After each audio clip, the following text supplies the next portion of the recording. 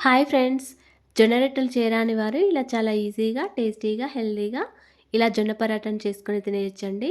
ఈ పరాటా కోసం ముందుగా స్టవ్ ఆన్ చేసుకొని ఒక గిన్నెలో ఒక కప్పు వరకు నీళ్ళను వేడి చేసుకోవాలి.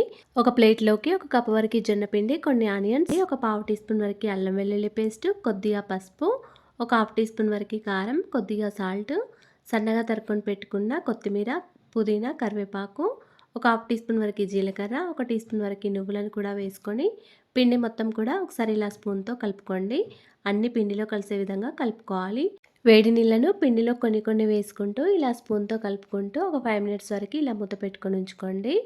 పిండి కొద్దిగా చల్లారిన తర్వాత ఇలా చేతితో పిండిని మొత్తం గట్టిగా ఇలా కలుపుకోవాలండి.